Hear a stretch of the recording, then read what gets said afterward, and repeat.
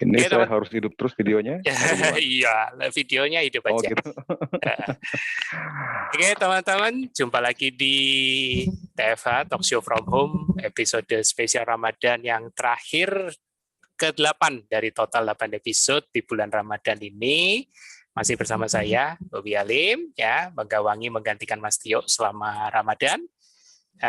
Nanti minggu depan kita sudah merayakan bersama-sama dengan teman-teman sepupu kita, ya, umat Muslim seluruh dunia, Lebaran, ya, Idul Fitri.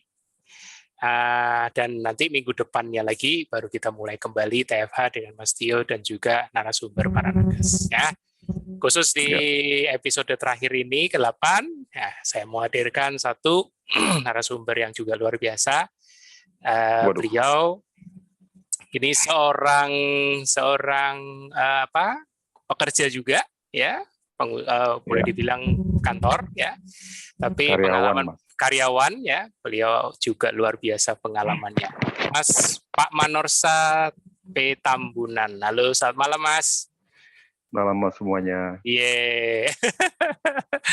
Ya Mas, ini kita memang episode spesial Ramadan ini kita banyak dengan non-nakes untuk mengupas sisi perjuangannya, sisi up and down-nya pengalaman ber-KF, ya kan. Tentunya dalam bahasa awam, tidak sama sekali dalam technical, ya. Kecuali nanti yang mau technical ya nanti aku coba jelaskan, tapi tetap dalam koridor bahasa awam. Kalau masih nggak terima juga ya nanti aku bawa ke Mas Tio, gampang. Nah, jadi Mas Mano mungkin bisa, aku panggilnya Mas Mano ya. Mas Mano bisa cerita awalnya tahu KF, terus sebelum KF itu punya cerita apa, terus apa yang membuat tertarik, ya kan, masuk menerapkan KF, kemudian manfaat yang didapat, dan tentunya selama menjalani KF, pengalaman up and down-nya, itu yang teman-teman atau siapapun nanti akan melihat video ini, pingin tahu, pingin juga belajar, kali-kali aja ada yang merasakan hal yang sama. Monggo Mas, silakan. Kok menghilang Mas Mano? Kayaknya sinyal ini. Mas Mano, halo? Bentar ya.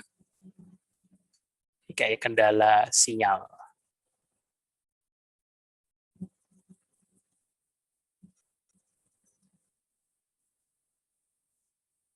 Halo, Mas Mano?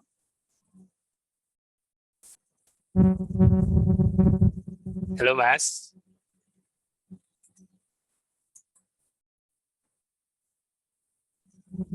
Sorry Mas Bobi. Iya. Terputus, bukan kehendak saya tapi terputus, nggak tahu kenapa. Iya. Oke, sebentar aku coba. Tadi terakhir apa ya tadi ya? Iya, jadi Mas Mano bisa mulai menceritakan sebelum ber-KF, ya kan, ada riwayat apa, kemudian apa yang membuat Mas Mano tertarik untuk ber-KF, kemudian manfaat yang didapat, dan terakhir pengalaman selama ber-KF, up and down-nya. Nah, itu yang menarik. Waduh. Ya. Monggo Mas, silakan. Oke, selamat malam semua Bapak Ibu yang saya video bisa di-on-in Mas? Udah saya on-in? Sebentar Mas Mano, aku nggak lihat ada di mana. Baju kuning. Yang lain bisa lihat saya nggak, Bapak Ibu? Oke, sebentar. Ya, silakan. Ya, silakan Mas. Yuk. Ya, selamat malam semua Bapak Ibu. Yuk. Yang puasa, selamat. Sudah buka puasa ya berarti ya? Sudah Mas. Sudah buka puasa dan selamat menjelang Lebaran. Nah, ini saya mau panggil istri saya dulu berkenalan. Nih, sini nih, kenalan dulu sih. Karena saya sama istri yang berdua kami ber-KF. Oke. Wah, ini baru ketemu nih. Halo, malam. Manggilnya Bu apa ini?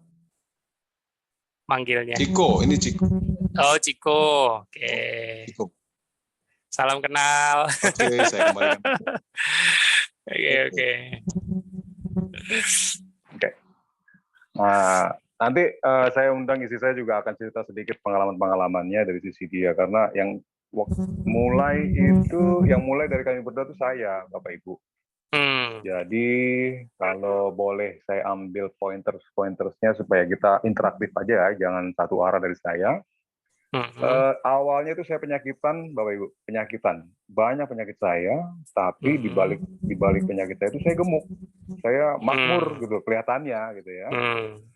Jadi dilihat orang tua, dilihat lingkungan tuh saya sehat gitu. Nah, tapi yang bahkan orang tua, istri dan sekeliling yang terdekat saya juga nggak tahu bahwa saya banyak sakit gitu.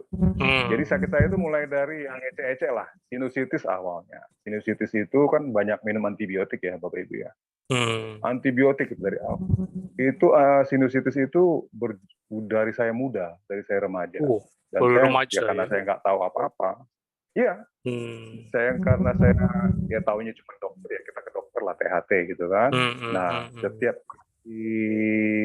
saya ke THT ya, hampir bisa dipastikan setiap kunjungan pasti bawa pulang resep yang di dalamnya ada antibiotik. Itu satu, ya kan? Nah, itu sampai usia saya menikah juga masih ada itu. Nah, itu satu. Yang kedua, muncul gastritis. Nah, kalau Bapak Ibu tahu gastritis itu, nanti Mas Bobi bisa jelaskan ya, gastritis itu rasanya sebah, kembung dan sebagainya lah di perut. Jadi saya itu nggak bisa nyaman duduk dan diri dan bekerja karena selalu sebah. Dan kata orang sih banyak yang mengilustrasikan ini kayak angin duduk, tapi saya nggak ngerti angin duduk itu apa kan. Jadi rupanya produksi gas lambung itu seliar gitu di lambung saya, sehingga memang sesak gitu, sesak. Itu gastritis ya kan. Lalu gastritis belum selesai, masih berlanjut ini ke batu ginjal. Batu ginjal tapi belum ini batu ginjal udah ke arah terakhir ya, di usia saya sudah menikah.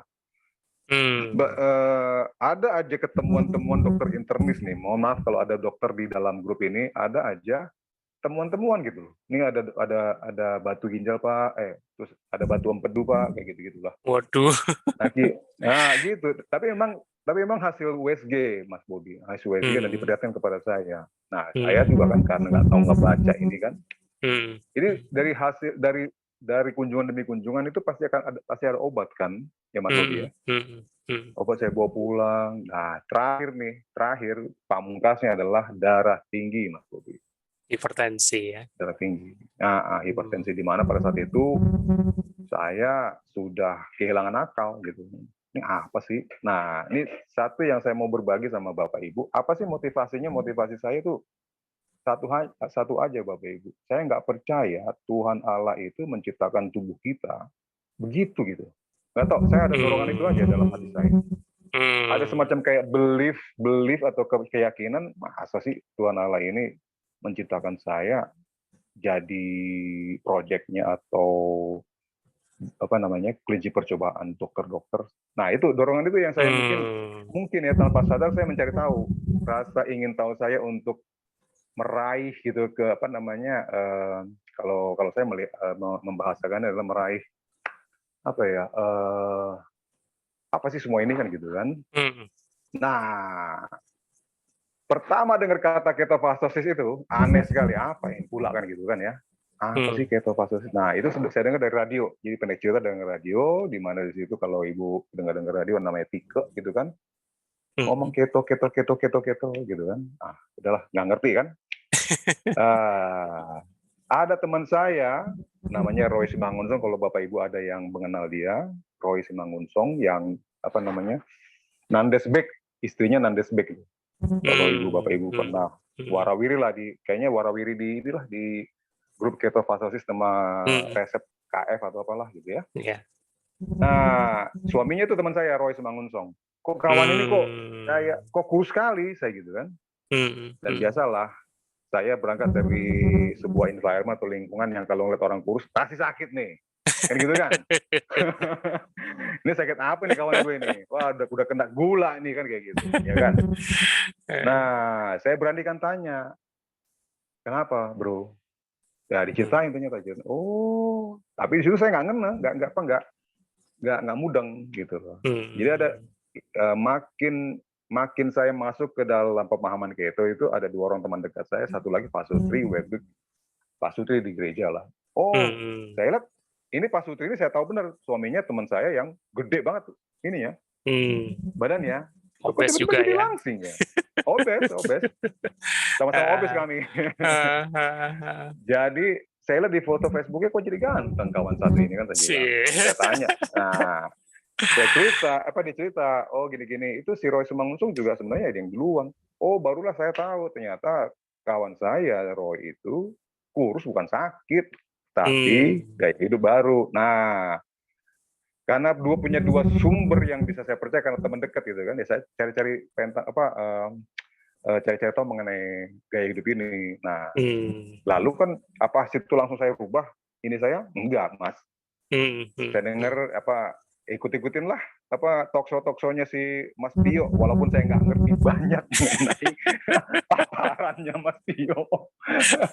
Tapi satu hal yang saya ambil dari paparannya Mas Tio, satu ini, saya ambil yang paling mudah aja waktu dia menjelaskan mengenai dulu zaman purbakala. Nah, di sini letaknya.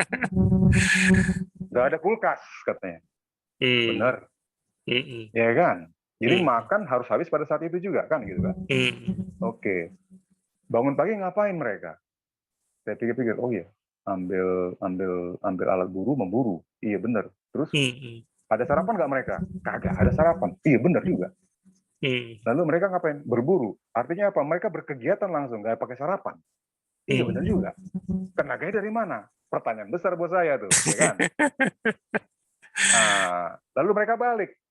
Kalau ada buruan, kalau enggak kan berarti kan mereka puasa. Ya enggak makan.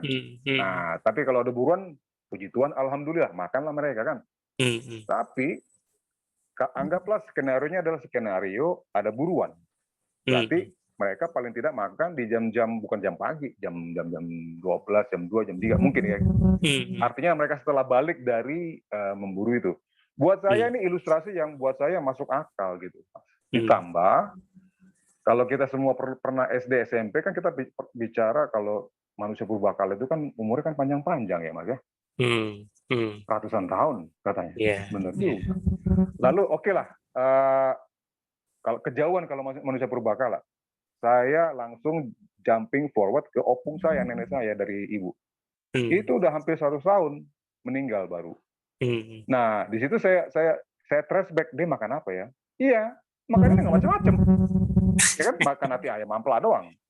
Nah, di situ Mas baru saya confirm apa yang menjadi pola hidup yang dibilang ketofastosis ini, saya rasa ini yang saya akan lakukan.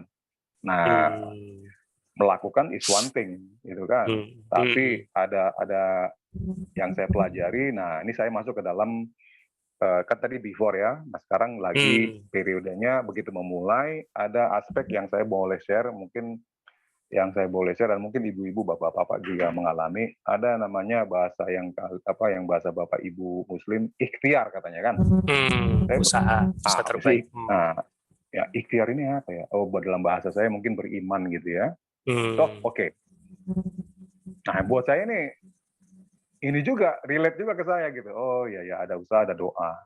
Nah, jadi kalau kita berusaha juga tidak ada iman yang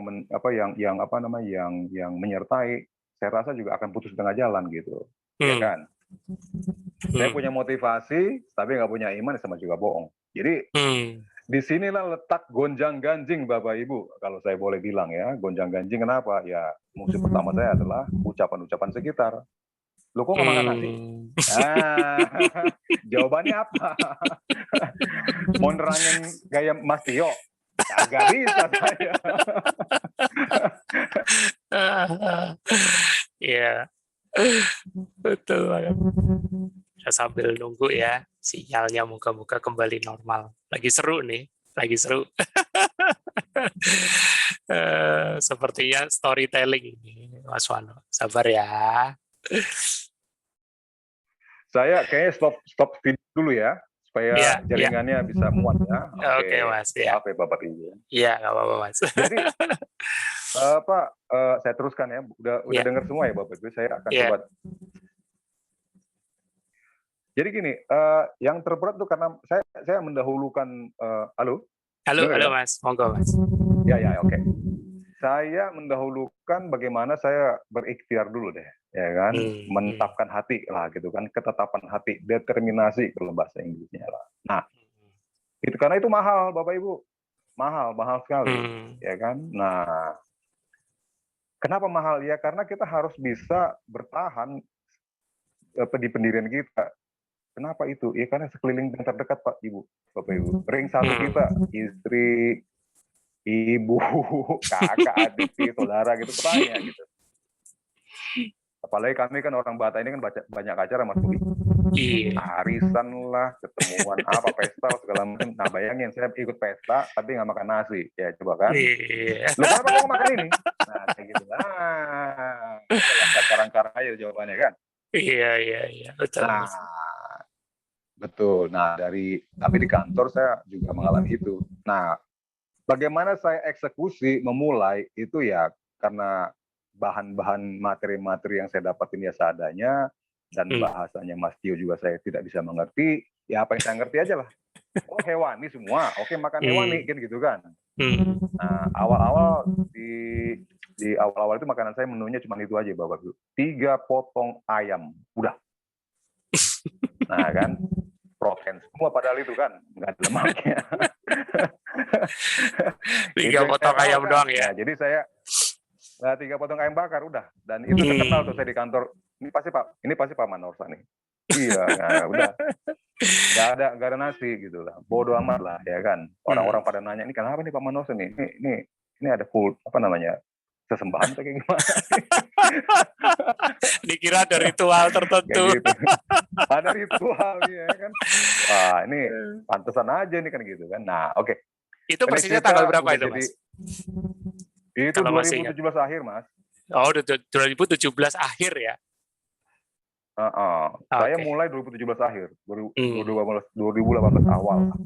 Oh gitu. Oke. Mulai karena dulu kan masih belum COVID, jadi gaya hidup ini lebih banyak disaksikan oleh orang kantor daripada keluarga kan gitu. Ya kan. Nah, lanjut. Tapi apakah saya memang banyak orang cerita susah untuk berpuasa? Saya enggak, Bapak Ibu. Saya enggak. Mungkin satu sisi karena saya sudah dengar, saya ngikutin protokol itu, yaitu ada 1 tetes madu gitu kan, lalu 1 sendok apa tuh VCO, apa tuh apa minyak apa? VCO. Itu saya lengkapin dulu. Oke. Jadi kalau saya pikir-pikir, saya nggak merasa kelaparan gara-gara itu. Saya ikutin pagi jam 6, jam 9 sampai jam 12. Jadi rupanya waktu saya mulai puasa itulah tenaga saya. Walaupun saya nggak ngerti buat apa itu VCO gitu, nggak ngerti, saya nggak ngerti. Imunotor H pun waktu itu saya nggak beli, pakai apa? Madu biasa. Saya nggak ngerti itu, iya itu apaan ya kan? Awam begitu banget dibilang ya. Madu ya Hani, udah ambil aja madu biasa, madu pramuka itu kan. Oke. Tapi saya tesin aja 1, cetek gitu kan. Oke. Jadi awalnya sih sama sekali belum free gula karena masih ada madunya. Nah, tapi puasa tetap saya patuh jam 12 saya makan. Nggak ada sarapan gitu. Saya potong di sini dulu Mas. Apa saya lanjut atau gimana? Lanjut Mas, nggak apa-apa. Lanjut aja. Nanti kalau ada yang menarik pasti aku sela kok, tenang aja. Siap. Nah, oke, bagian berpuasanya intinya saya nggak ada masalah. Saya ikutin. Mungkin satu adalah motivasi saya kuat mau keluar dari penyakit. Jadi kalau ada sukses story yang soal jadi kurus, jadi selangsing, buat saya itu nggak terlalu meter buat saya gitu. Saya motivasinya adalah mau keluar dari segala penyakit, dan itu ternyata berhasil gitu loh. Iya, ibaratnya udah bosen gitu ya Mas Mano ya. Betul. Udah bosen mulai dari obes, kemudian gastritis, kemudian terakhir itu sampai hipertensi. batu ginjal, bantu empedu, pokoknya bosen lah sama dokter, sinusitis ya kan. Betul. Terakhir yang hipertensi itu sampai aduh ini mau koleksi penyakit sampai berapa ibaratnya. Betul sekali. Ya. Oke. Dan itu berhasil banyak yang sembuh ya? Saya udah lepas obat sama sekali, Mas. Sama sekali nggak minum obat. Jadi waktu itu kan saya masih konsultasi dengan Mas Bobi kan. Wah, masih mendua ini. Waduh, gimana nih Mas Bobi? itu kalau nggak salah masih sebelum COVID ya, Mas Bobi ya. Ya, jadi buat Bapak Ibu, saya masih konsultasi dengan rasa-rasa ketakutan itu baru-baru ini. Sebelum COVID itu saya masih konsultasi di mana saya sangat takut sekali karena saya baru lepas dari hipertensi yang membuat saya mungkin bisa lewat begitu aja. Karena hipertensi saya bukan main, 200 lebih waktu saya masuk ke IGD. Itu ada satu cerita khusus. Halo? 200 ya?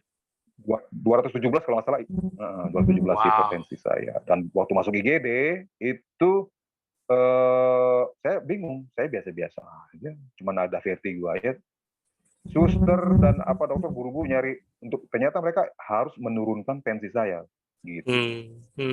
Jadi objektif pertama mereka tuh harus turunin tensi, gitu kan. Nah, saya pikir saya bisa pulang langsung ke rumah, tapi mereka merekomendasi Bapak harus di ICU, HCU, High Care Unit, High Care Unit. Nah, bagian ini saya mau ulas terakhir ya, karena inilah pamungkas nih, ini pamungkas gimana saya udah nggak mau lagi, gitu ya.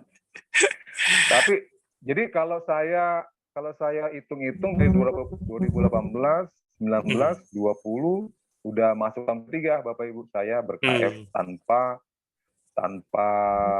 bukan bilang tanpa, artinya saya patuh untuk puasa. Kecuali pada saat saya sakit waktu hipertensi itu karena dokter nutrisi, ya tau lah dokter Bu, Pak, nggak boleh Pak Manorsa, harus makan nasi kan gitu kan. Udah tambah lagi pasukan karbo, ngotorin mama saya, istri saya, segala macam kayak gitu ya. Iya. Nah, tapi secara umum 2018 itu sampai sekarang saya nggak pernah gagal berpuasa, dan buat saya puasa is the best lah gitu ya. Tapi apakah seindah itu perjalanannya? Enggak, Bapak Ibu, ternyata enggak. Karena taunya sedikit-sedikit dan taunya nggak saya ulas protokol itu. Saya malas baca soalnya Bapak Ibu, malas baca yang apalagi kalau udah banyak istilah-istilah saya nggak ngerti, aduh apalah. Nah, saya sumber saya karena saya tahu sedikit bahasa Inggris, saya ke YouTube. Nah, dapetin materi-materi tambahan. Oh ternyata begini, oh ternyata begitu, gitu ya. Jadi saya sarankan sih Bapak Ibu kalau ada sedikit berkemampuan bahasa Inggris, lihat-lihat narasumber atau literasi yang bisa dibaca. Ternyata hanya 5 saja. 1, berpuasa. Yang 2, exercise, ya kan, olahraga. Yang ketiga tidur cukup, nggak boleh stres, BAB, BPAK. Udah. Udah gitu doang ternyata hidup itu. Tadi saya dengar di awal ada yang soal enema, saya nggak pernah tuh Bu, Mbak. Enema-enemaan gitu loh, saya nggak pernah. Ikutin aja lah. Lagi nggak mau pupi ya nggak mau pupi gitu kan. Tapi kalau udah macet ya bantulah pakai yang Mas Bobi? Teh daun jati. Pencahar. Iya, teh daun jati ya. Teh daun jati juga sangat membantu tuh di awal-awal saya. Iya. Lanjut Mas. Saya potong di situ dulu Mas. Oke lanjut ya. Lanjutlah. Nah, seru. Yang ini nih yang Bapak Ibu yang membuat saya benar-benar titik balik, nggak boleh. Tapi saya tahu 5 pilar. Tapi saya gagal mempertahankan pilar yang sangat penting, yaitu nggak boleh stres. Manage stres, bukan nggak boleh stres, manage stres. Jadi hipertensi itu ternyata saya ingat-ingat lagi, Nah, ini karena waktu itu saya konsultasi sama Mas Dio. Ada nggak yang berubah? Pertanyaan dia begitu aja. Kan Mas Dio kan gampang aja. Ada nggak yang berubah? Simple. Naik turun tanya lagi pertanyaan kan. Aduh, saya bilang Mas Dio deket gue jambak nih orang. Nggak bisa dijambak, nggak ada rambut. Nggak ada rambutnya kan gitu kan. Karena saya lagi naik turun tensi Bu. Naik turun tensi saya tuh lagi apa gitu kan. Ada nggak yang berubah Mas katanya gitu. Ini makan oke. Ada berubah Mas. Saya nggak BAB dengan cara teratur oke. Kenapa? Ada lagi nggak? Ada stres nggak? Oh, ada kurang tidur nggak? Jadi 3 itu nggak BAB, BAB terganggu bukan BAB terganggu, stres dan kurang tidur. Nah itu Mas jawabannya, perbaiki itu dulu katanya. Itu doang saya bilang. Sesimpel itu jawabannya Mas. Ya iya emang itu katanya. Saya ngarapin jawaban-jawaban yang ilmiah, yang apa gitu kan, obat apa Mas, nggak dapet Bapak Ibu, jangan ngarapin kalau kayak gitu kan. Pokoknya balik lagi ke 5 pilar. Gitu. Jadi 5 pilar itu yang saya ketika saya sudah mencapai pengalaman tersadis gitu ya, sampai gara-gara stres itu, memang saya akuin 5 bulan sebelum saya unfall yang mengenai hipertensi itu apa saya stres 5 bulan terakhir. Pertama pekerjaan, yang kedua masalah internal di keluarga gitu ya, adalah masalahnya lagi peak banget, lagi puncak banget. Dan kalau saya flashback ke belakang, iya, saya nggak bisa tidur saya terganggu banyak. Karena tidur saya terganggu banyak, gastritis saya kambuh lagi, gitu kan? Kambuh lagi Mas. Dan gastritis itu ya nggak bisa mengganggu saya tidur. Ya gitu aja, lingkaran-lingkaran gitu aja. Gastritis, stres, gastritis nggak bisa tidur. Nggak bisa tidur, gastritis nggak bisa tidur.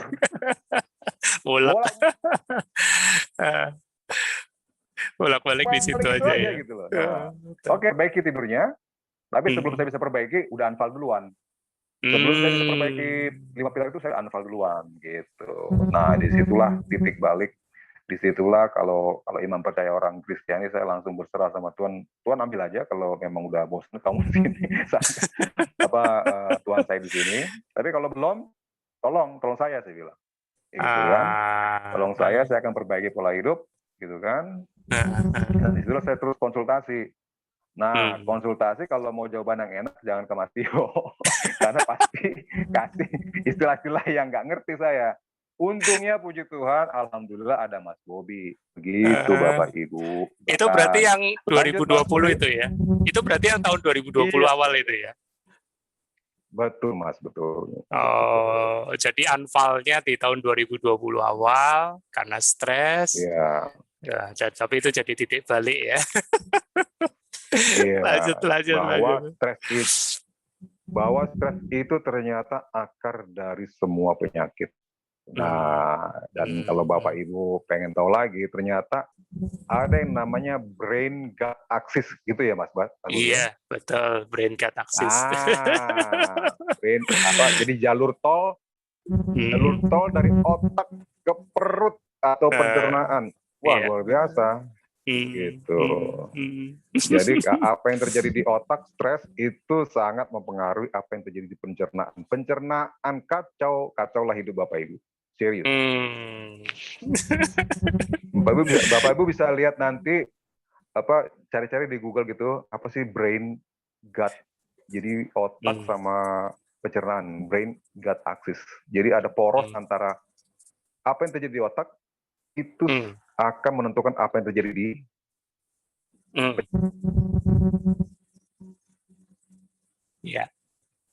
ternyata emang nggak salah kalau dibilang stres itu memang akar dari semua penyakit gitu. Itu dulu Mas Bobi, saya tutup. Tinggal saya kalau mau nanya, enakan ditanya-tanya gitu, saya jawab ya. Ini Mas Mano sebenarnya karakternya storytelling gitu, cuman menahan diri aja sebenarnya.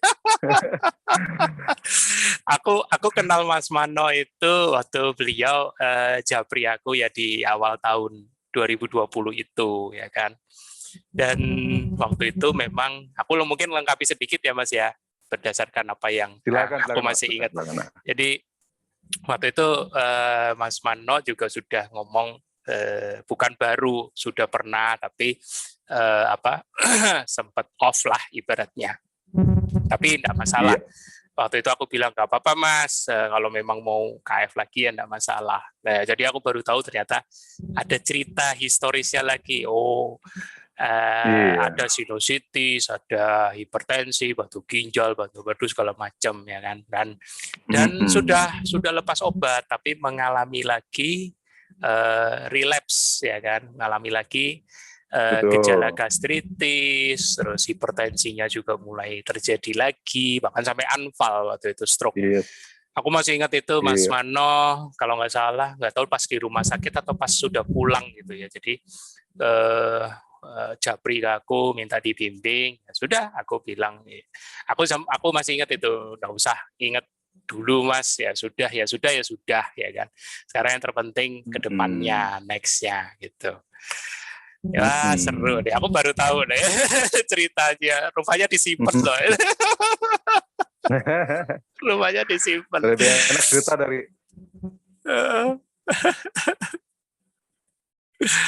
dari pengalaman pribadi, jadi lancar aja. Iya. Nah itu ada yang Halo. nanya perbedaannya dulu BB sebelum ber-KF sama sekarang berapa Mas? Sekarang stabil di berapa, dulu BB berapa? Nah, itu pertanyaan bagus dari siapa tuh, dari Mas?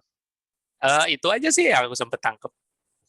BB awal sama Oh, BB sekarang berapa gitu.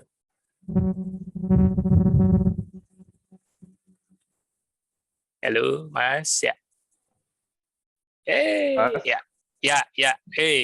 Ya, silakan Mas. Halo, halo, halo. Ya, sudah. Enggak, tadi yang nanya siapa, Mas? Mas Fulyo dari Malaysia, KL. Mic-nya off lagi. Oh. Ya, udah Mas, sudah. Oke. Ya. Jadi Mas Mulyo, apa kabar? Mudah-mudahan sehat-sehat. Berat badan saya, jangan kaget, saya hampir 1 kuintal sebelum ber-KF. Sekarang saya 65. Jadi Stabil. habis 35 kilo, sekarang masih, puji Tuhan, stabil. Gitu. Tapi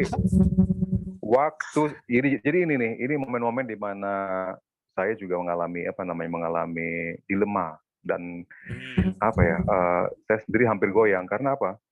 Waktu saya hipertensi kemarin, saya dikasih obat oleh dokter. Ini sekali lagi nih, dokter, DOKTER ya, dokter ya kan. Itu obat hipertensi yang diuretik. Mas Bobi tahu namanya diuretik kan? Iya, paham. Silakan jelaskan Mas Bobi. Sedikit aja.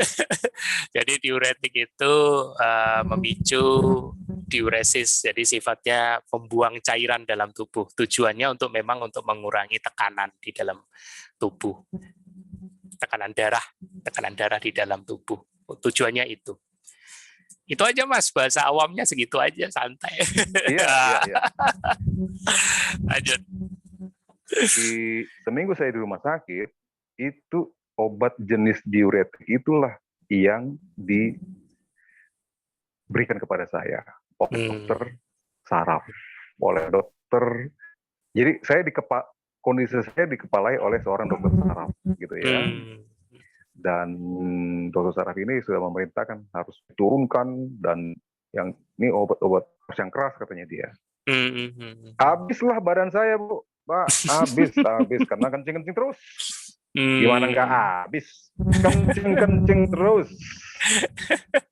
Jadi saya aja kaget, saya bisa kayak tengkorak di rumah sakit. Aduh. Nanti tadinya saya lagi mau nyiapin PPT gitu ya, dan mau saya perlihatkan ini loh Bu, biar Ibu tahu ini Pak gitu kan. Hampir kayak tengkorak saya. Serius. Ya, nah di situ saya gimana tuh Bu, diperhadapkan dengan situasi itu, dokter nutrisi datang ke saya mengunjungi, Bapak harus makan nasi, nggak boleh karena otak itu perlu gula, katanya gitu kan. Didengar ibu saya, didengar istri saya gitu kan. Sementara saya sudah berikhtiar dari awal bahwa puasa lah jawabannya, kan gitu kan. Nah, tapi karena diserbu kiri kanan, ya udah saya makan nasi dikit lah, secumput saja nasi saya makan demi membahagiakan, bukan saya, membahagiakan orang-orang yang menjaga saya kan gitu.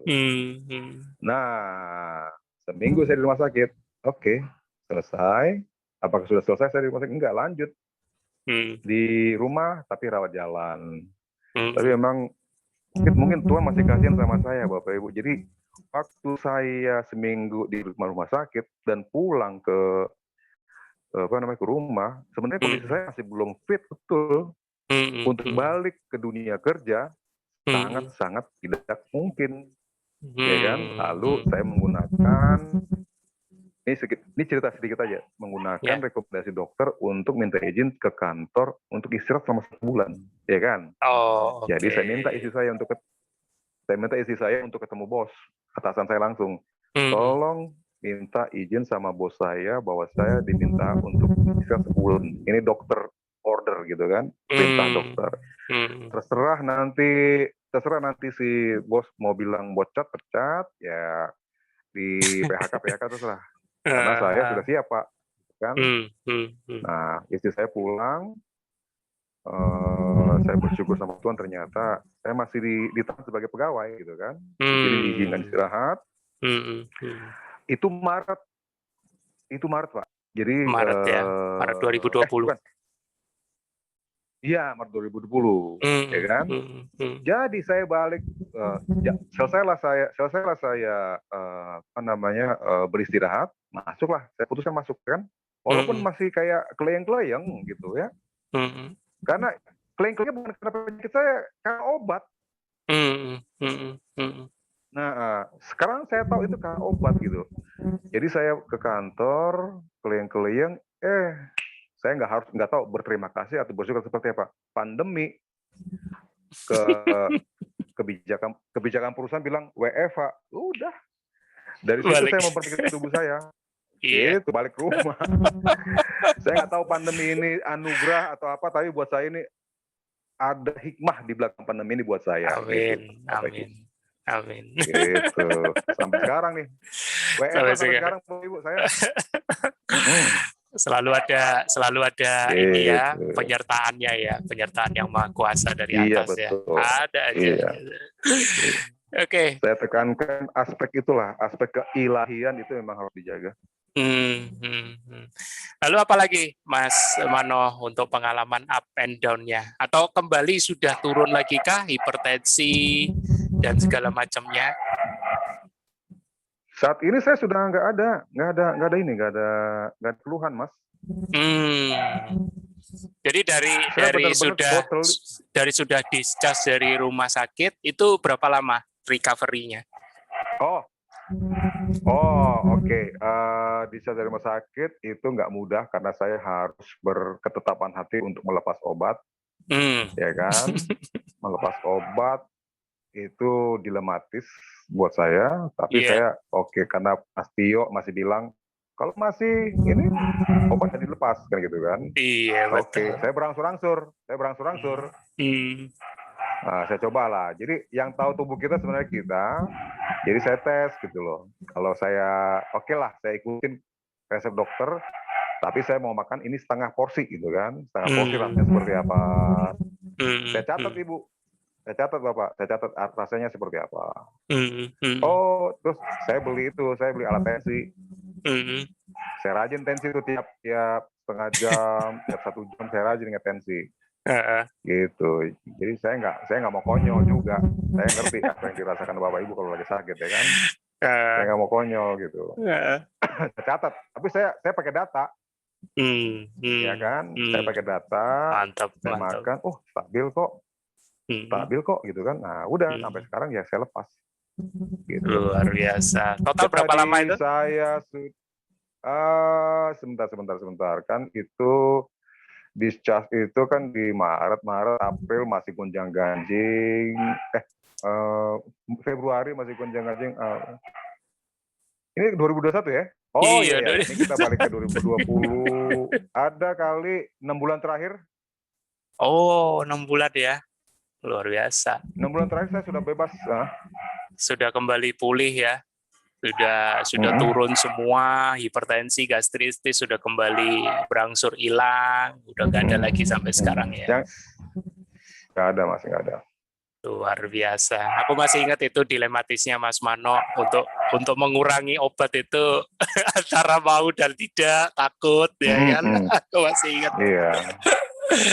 Soalnya kalau orang Batak, Mas, kalau orang Batak kalau mati konyol gitu, malu, Mas. Iya.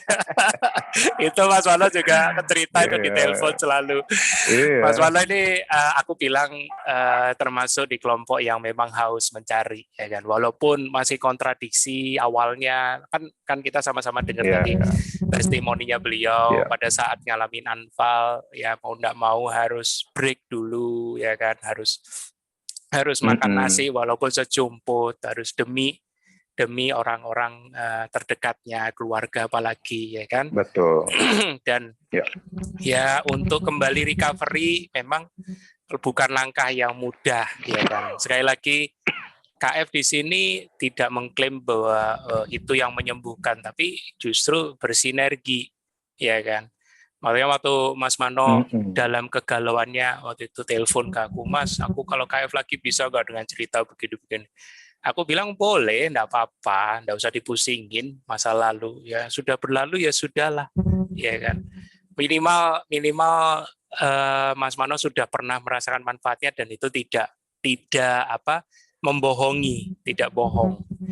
Cuman apa yang terjadi yang membuat sekarang kok kembali lagi terjadi, misalnya anfal dan segala macam, itu yang perlu kita evaluasi, ya kan.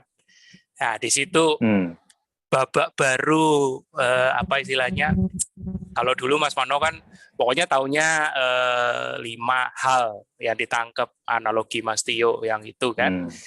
Tapi justru di tahun 2020 awal itu babak baru Mas Mano untuk tahu lebih diasah, lebih tajam lagi. Oh ternyata badanku ini sesuatu yang amazing. Sesuatu yang kalau aku sinergikan, baik itu antara obat dan juga pola hidup ketofastosis, bisa loh sinergi. Dan memang tujuannya kan nanti akan lepas obat, ya kan? Bukan untuk selamanya tergantung obat, gitu kan?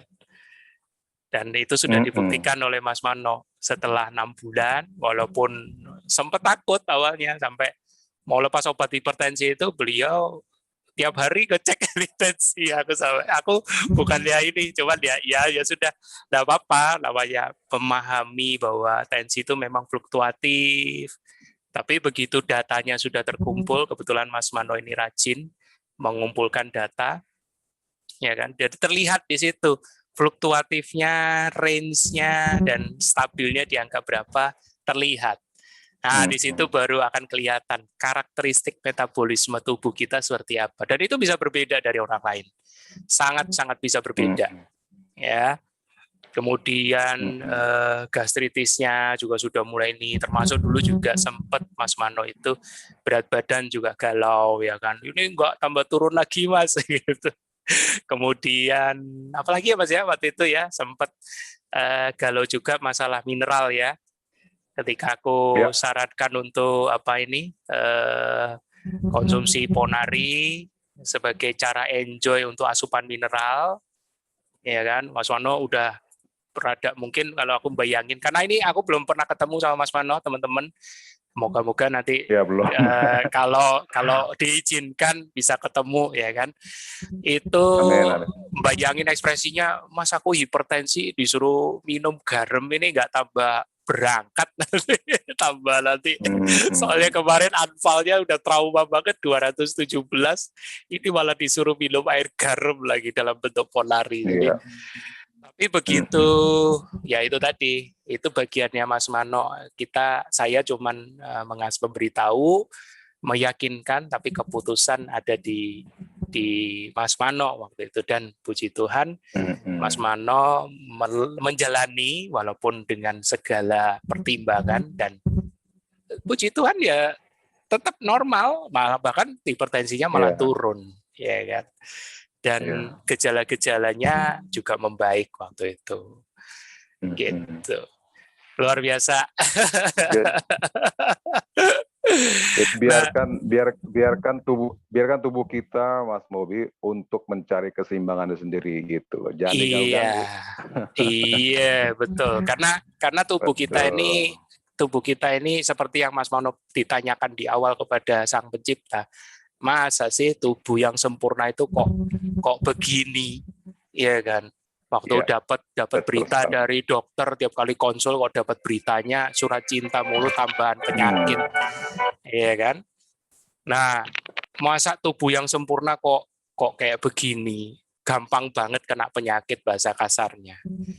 Nah, begitu sudah sekarang ini Mas Mano lewat testimoninya bisa memberikan jawaban bahwa tubuh itu sesuatu yang amazing dalam prosesnya dia menyeimbangkan apa yang nggak benar, ya, menyeimbangkan apa yang nggak benar ini dari mana? Ya dari kitanya selaku yang pemilik. Kita memasukkan apa, kita melakukan apa, bukan cuma masalah makan, tapi melakukan apa. Kemudian tadi Mas Mano juga sempat ngomong manage stres. Jadi bukan tidak boleh stres, mengelola stres. Aku kalau boleh tambahin, ketosis itu tidak berarti anti stres. Sangat bisa stres. Ini testimoninya sudah jelas banget. Mas Mano dari 2018 awal menjalani KF dari sejak itu, ya. Tapi karena mengalami overstress dari kurang tidur, ya kan, terutama dari psikisnya, ya kan. Nah, kembali lagi gejalanya muncul lagi, ya. Nah, itu bukan karena makanannya. Kalau dari makanannya dari sejak awal 2018 sudah pasti muncul gejala, buktinya membaik kok, ya kan. Iya. Buktinya membaik, sempat lepas obat di pertengahan 2018, di akhir menjelang 2020 kembali lagi muncul. Nah, itulah prosesnya Mas Mano, ceritanya. Luar biasa. Ada lagi Mas yang bisa di-share? Nungguin ditanya aja deh, Mas lebih enak gitu. Nungguin ditanya. Tadi katanya siapa istrinya mau sharing juga. Oh iya, saya pengen cerita dulu ya. Iya, ini seru ini karena masih Mas, tenang aja. Jadi ini tadi kan kalau teman-teman sempat ingat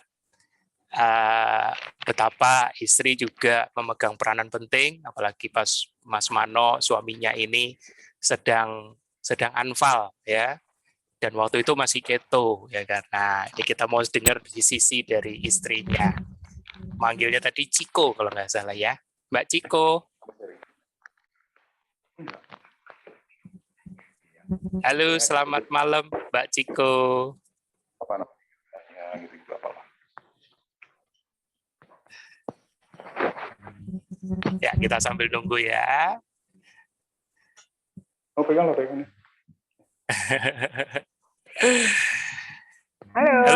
Halo Mbak Ciko. Hai. Tadi Mas Mano, tadi suami sempat cerita waktu serangan yang anfal itu betapa Mbak Ciko juga mendampingi dan juga menasehati untuk sementara, ya kan. Ya sudahlah, tinggalkan dulu, ya kan. Mungkin detailnya Mbak Ciko bisa lebih cerita detail seperti apa suasana pada saat itu, monggo Mbak.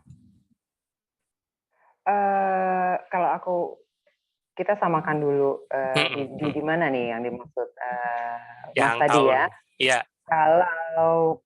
Kalau sedikit aku mundur ke belakang, pengalaman yang paling dalam tanda kutip memang sangat menakutkan gitu buat aku, waktu suamiku itu stroke.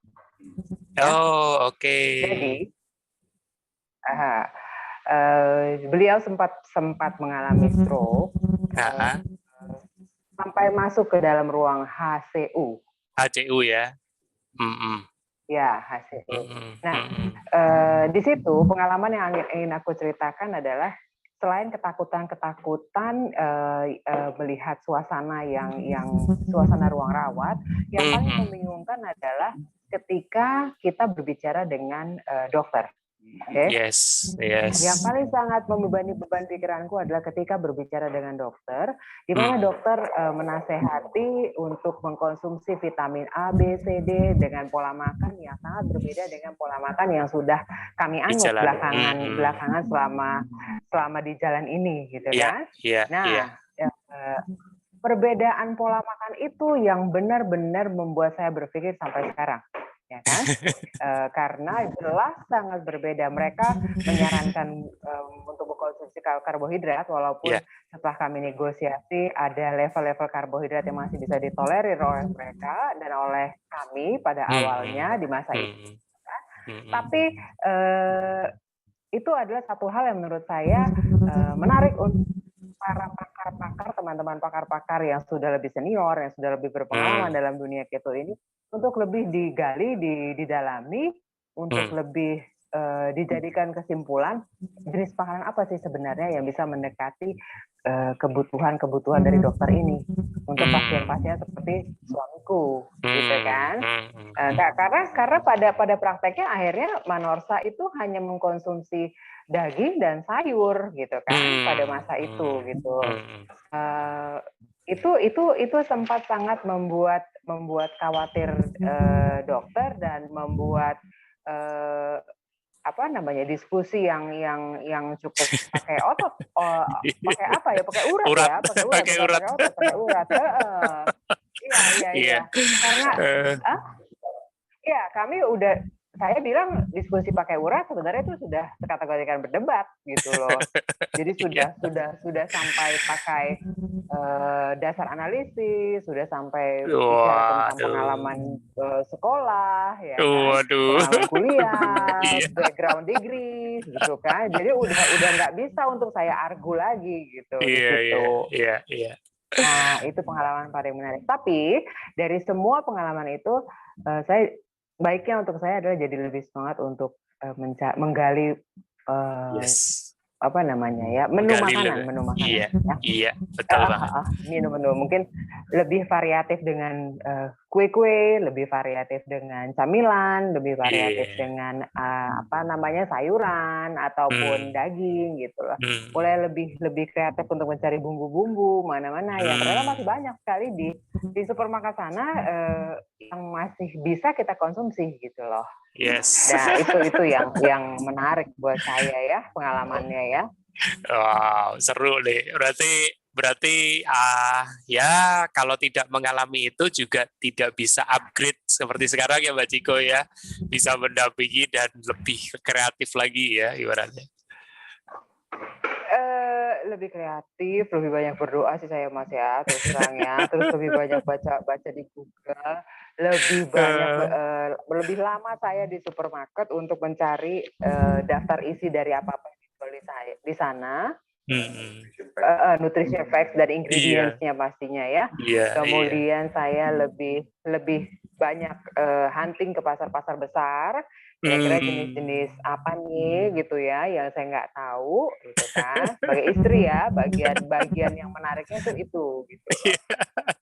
Kemudian challenge-nya lagi itu adalah ketika suami itu mulai pulih. Nah, ketika dia sudah mulai pulih, ketika dia sudah mulai pulih, semangatnya itu lebih semangat dari semangat 45 menurut saya. Dia kembali lagi dengan aktivitas fisik yang sama seperti dahulu. Kemudian dia kembali lagi dengan pola makannya. Tapi ini lebih variatif. Sudah lebih berani untuk mengkonsumsi roti-roti, sudah lebih banyak roti keto ya, sudah lebih banyak untuk mengkonsumsi nutrisi-nutrisi lain gitu kan. Jadi dia lebih berani lah ya. Yang penting menurut saya adalah keberanian untuk memutuskan mengkonsumsi makanan gitu loh.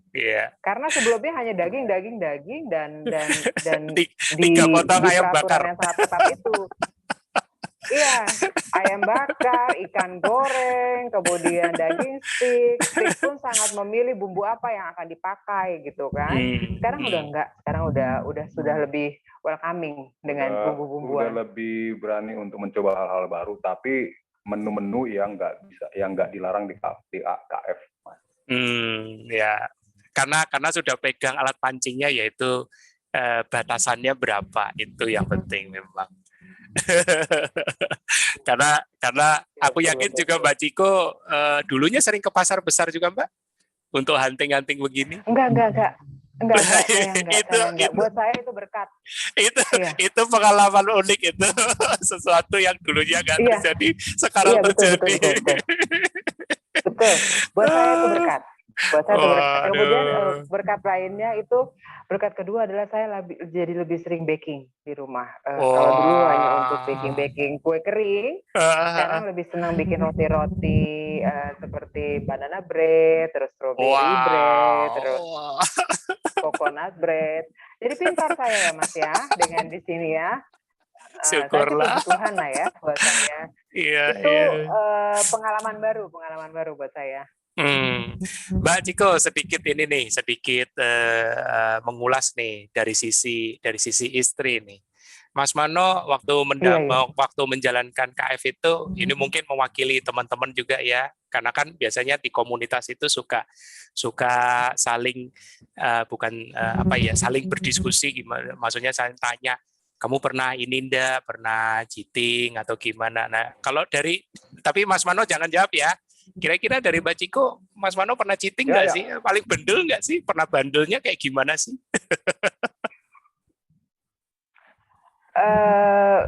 Mas Mano. Bandel. Kalau antara saya dengan Mas Mano, antara saya dengan Mas Mano ya, karena tidak ada pembandingnya ya. Saya lebih cheater. Oh, oke. Oh, Mbak Ciko berarti juga jalanin juga ya? Iya, saya lebih cheater daripada dia. Cheatingnya lebih banyak saya. Kalau dia itu, jujur lebih banyak saya cheatingnya. Kalau dia itu paling hanya tepung yang kebetulan ada di ketika dia lagi pengen tahu isi goreng gitu, paling hanya sedikit tepungnya. Mungkin dia lagi pengen makan pecel atau gado-gado, ada bumbunya, ya hanya itu. Kalau dia. Aku dulu juga sempat waktu itu dia ngaku dosa, maksudnya, Mas, aku makan ini karena dia trauma, nanti takutnya hipertensinya naik lagi. Aku ditanya gitu, aku bingung. Maksudnya berapa banyak Mas dikonsumsi? Dikit, cuma seuprit. Gitu. Aku ya nggak apa-apa Mas, jangan stres. Nanti jadi ini kan nanti yang paling jujur badan sendiri. Oh iya Mbak Ciko ikut menjalani. Ya, monggo lanjut dulu Mbak. Monggo.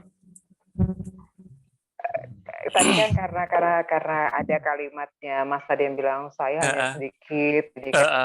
Kalau saya itu punya kalimat kalimat jagoannya gitu untuk membela diri ketika masing-masing kami mendapati bahwa salah satu dari antara kami mengkonsumsi sesuatu yang lebih, istilahnya ada karbonya, saya biasanya akan bilang, hey, ini cuma 0,00001%.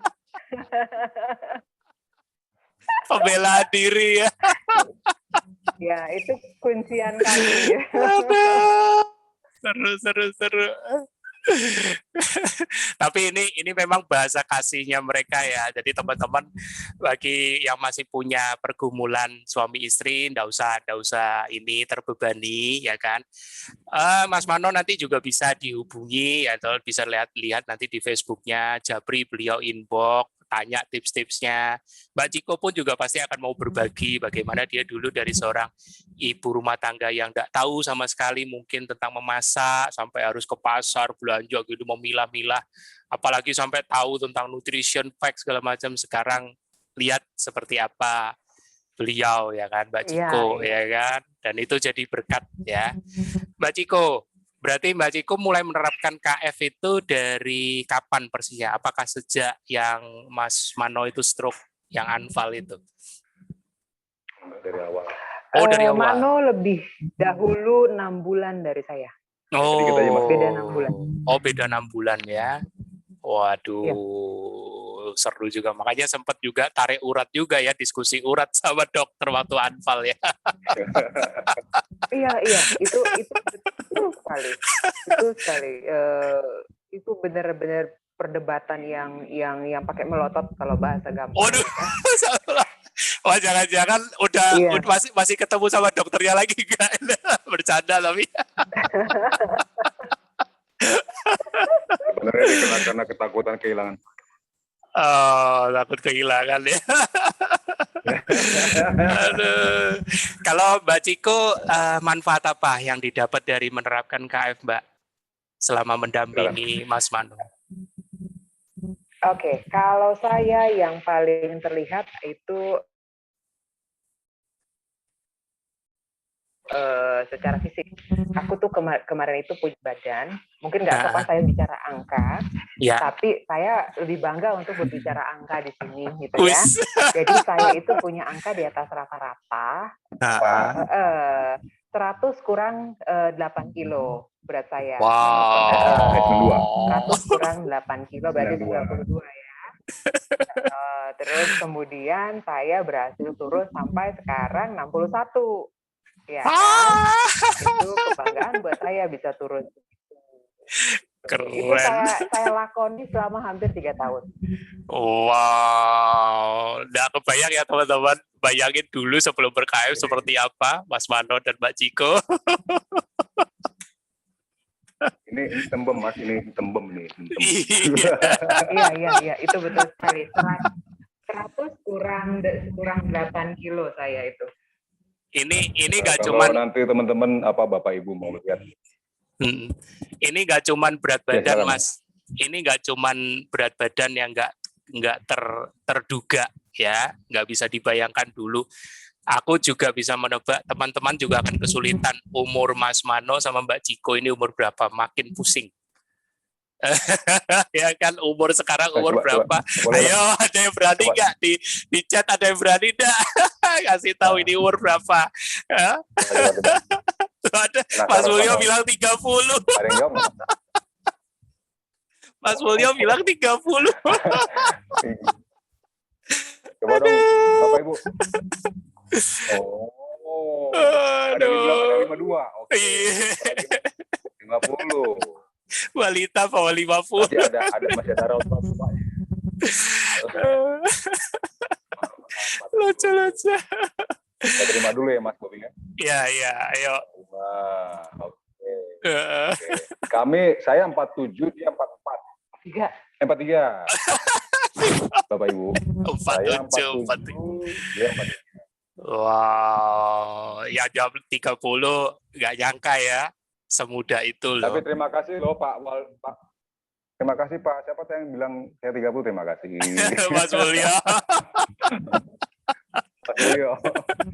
Terima kasih Mas. Tapi memang ya inilah bukti ya kan, kalau ditanya kok bisa seperti ini ya. Ya semua punya journey-nya masing-masing. Ya, semua punya journey-nya. Tadi Mas Mano sempat mau bilang apa Mas? Monggo lanjut. Tadi yang sempat ini. Motivasi kami berbeda. Apa tuh? Kalau kita balik ke topik motivasi, saya kan lepas dari penyakit, dia pengen kurus gitu loh. Jadi dua motivasi yang berbeda. Jadi kalau orang yang pengen sembuh dari penyakit biasanya lebih militan. Tapi kalau pengen kurus ya gini. Ini banyak. Jadi saya kurang bisa relate ke sukses story yang orang bilang, wah saya bisa kurus, tapi saya pengen tahu di balik kurusnya itu dia lagi berjuang melawan penyakit atau bukan gitu loh. Nah itu yang saya pengen waktu saya lagi parah-parah itu pengen dengar cerita itu. Kalau dengar orang cerita kurus mau udah banget. Nah, itu loh, Bapak Ibu. Kalau selain fisik, kira-kira Mbak Ciko ngalamin manfaat apa selain fisik turun berat badan? Apa yang dirasakan Mbak? Ada banyak sekali deh. Kalau aku mau bagi lah ya di sini bukan boleh, tapi aku mau bagi informasi. Selain fisik, tampilan berat badan itu yang kemudian yang kedua itu pola tidur, ya. Pola tidur aku itu aku punya pola yang sangat bagus sekali. Artinya aktivitas aku satu hari itu aku bisa tidur hanya 6 atau 8 jam, tapi sangat bagus gitu loh. Dari 6 ke 8 jam bangun dengan segar. Kemudian deep sleep, kemudian itu aktivitas fisikku bisa dikatakan sangat bagus lah ya, dibandingkan dengan dulu yang capek. Dulu aku cepat sekali capek. Dulu aku itu sering kram di kaki. Terus aku itu hobi banget ke refleksiologi. Kemudian aku senang banget masak. Kemudian aku tuh senang banget krimcat itu dulu. Tapi itu semua dilakukan lebih kepada untuk mencari relaksasi. Ya. Karena badan ini kok kayaknya lemah banget, terus sepertinya darah ini nggak jalan, kemudian sepertinya ada penyumbatan di sana. Jadi sekarang frekuensinya sangat berbeda, intensitasnya sangat berbeda. Aku bisa kategorikan sebagai sangat jarang. Wow. Ya, otomatis kalau aktivitas itu jarang dilakukan, ada dana lebih lah ya untuk bisa dialokasikan. Alokasinya kemana? Baking jadinya. Gitu. Dan itu jadi hobi barunya Mbak Ciko. Seru. Iya, betul. Saya bangga dengan hobi saya. Tinggal lagi jajan-jajan. Pada alokasiin ke kuota, kemudian ke toko gue, kemudian kerjain di rumah atau simpan-simpan resep. Jadi ada perbedaan pola hidup ya, itu menarik sekali. Wah, seru. Ini bisa melihat bagaimana KF berdampak pada suami istri, walaupun terdapat perbedaan motivasi, tapi bisa saling mengisi loh ya. Jadi ini teman-teman, bagi siapapun yang melihat rekaman ini, tidak usah khawatir, terutama yang masih bersuami atau beristri, yang masih belum ber-KF, jangan kecil hati. Mas Mano pun juga mengalami selisih 6 bulan. Ada yang mengalami selisih 1 tahun, 2 tahun, tapi jangan berkecil hati, ya. Ingat, tubuh kita adalah tanggung jawab kita sendiri, bukan pasangan kita, ya. Mas Mano mengawali dengan motivasi bahwa dia sudah bosan dengan obat yang terus bertambah, penyakit yang terus bertambah, ya kan. Mbak Ciko juga mungkin sudah habis akal dengan obesitas yang sudah mendekati angka 3 digit, ya kan. Tapi tidak cuman itu yang didapat, ya kan, tapi justru perubahan lifestyle, perubahan pola hidup, dan tentunya kualitas hidup yang jauh lebih baik. Mantap. Dahsyat. Ya, betul sekali. Ya, betul. Itu tepat sekali. Satu hal lagi yang aku dapat dari pelajaran selama 3 tahun ini, berusaha jujur dengan tubuh dan dengarkan tubuhmu. Itu bahasa yang aku sampaikan. Karena selama ini aku suka tidak pedulikan ketika badan ini bilang pengen ini, pengen pijit, aku nggak peduli. Pengen istirahat, aku nggak peduli karena otak bilang masih cukup, masih sanggup. Mungkin sampai kepada ingin makan ini, ingin makan itu, aku tolak semuanya. Tapi sekarang ketika belajar puasa, memilih dan memilah apa yang mau aku makan dengan lebih peduli dengan tubuh ini, dengan lebih belajar dengan tubuh ini, ternyata di situ dapat jawabannya gitu loh, bahwa pedulilah dengan tubuh ini dan dengarkan apa kata badanmu dan apa yang badanmu inginkan. Itu pelajaran yang aku dapat dari KF ini. Luar biasa. Mas Mano ada mau nambahin sebagai suami dan mungkin juga sebagai kata-kata penutup menjelang berakhirnya TFH ini, Mas? Monggo, Mas. Iya, buat Bapak Ibu, mungkin dalam hal ini masih bergumul gitu ya, masih berjuang. Saya mau kasih bilang bahwa benar itu kata-kata yang dibilang warrior. Tadinya saya melihat berlebihan, warrior apa maksudnya warrior? Ternyata benar. Hanya orang-orang yang bisa melalui perjalanan berpuasa ini terus berikhtiar atau beriman, itulah yang bisa dibilang warrior gitu.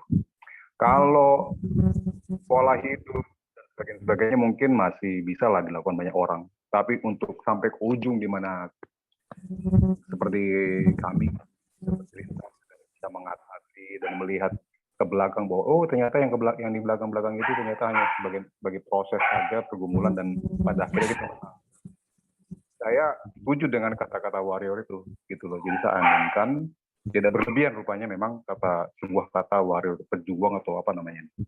Pokoknya petarung lah gitu ya. Umur berapapun kita masih diberikan kesempatan untuk bertarung dalam mengalahkan di tubuh kita. Gitu Mas Bobi, itu semua yang boleh saya yang saya share. Dan memang nggak namanya warrior ya nggak mungkin nggak 1 kali 2 kali perangnya, ya kan? Baru ada perang lagi, ada perang lagi gitu. Jadi mungkin saja saat ini saya lagi di masa-masa santai. Tapi seperti Mas Boy bilang, ya bukan tidak mungkin nanti ada penyakit lain-lain dikorek-korek lah ya kan. Nah, saya lagi terus aja bersiap-siap aja untuk tetap setia pada pola hidup ini.